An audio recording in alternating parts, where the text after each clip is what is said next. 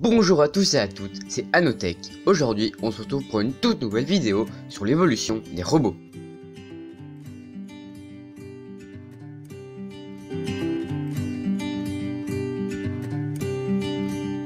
Comme vous le savez, les robots prennent de plus en plus de place dans notre société.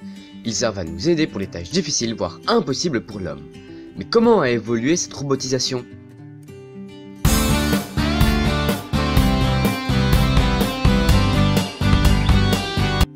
Il faut d'abord comprendre ce que c'est.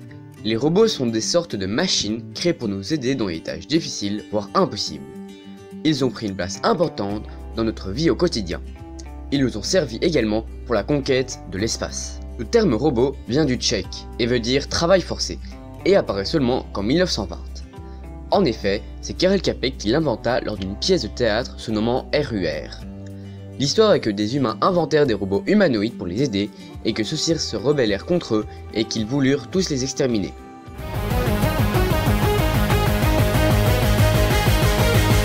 Les ancêtres des robots sont les automates.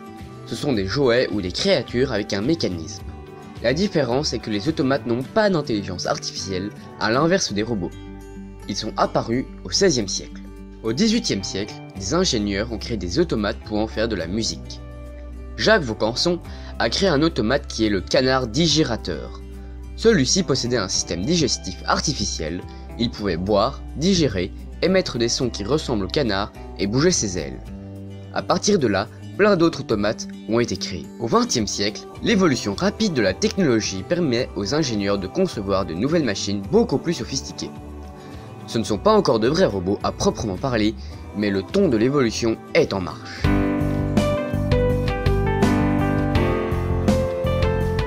L'un des premiers robots humanoïdes s'appelle Electro. Il a été créé en 1939 par Joseph Barnett. Ce robot mesure 2 mètres de hauteur et pèse 120 kg. Il est capable de voir et d'effectuer 26 mouvements. En 1940, Sparko, un chien robot inventé également par Joseph Barnett pour accompagner Electro, voit le jour.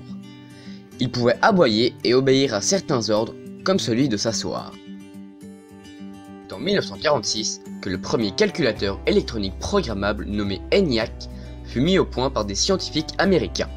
Ce fut une grande avancée dans l'évolution de l'intelligence artificielle. En 1950, un autre robot se nommant le renard électrique a été créé par Albert Ducrot. Grâce à des capteurs qui sont ses 5 sens, ce robot peut se déplacer en autonomie et peut contourner des obstacles. Quand il fait des erreurs, il ne les refait plus, et ce parce qu'il a une mémoire, certes très petite, mais qui lui permet d'apprendre de ses erreurs. En 1950, Alan Turing écrit un article se nommant Computing Machinery and Intelligence, où il y introduit le concept appelé maintenant le test de Turing. Ce concept est qu'une machine arrive à un niveau d'intelligence où il serait possible d'imiter une personne, à tel point qu'un humain ne se rendrait pas compte, lors d'une conversation, s'il parle à un robot ou à une personne. En 1952, l'ingénieur américain Claude Shannon a mis au point une souris robot capable de se déplacer seule dans un labyrinthe métallique grâce à des données stockées dans le plancher. Une grande avancée dans la robotisation fait son entrée en 1958. C'est l'apparition du premier circuit intégré.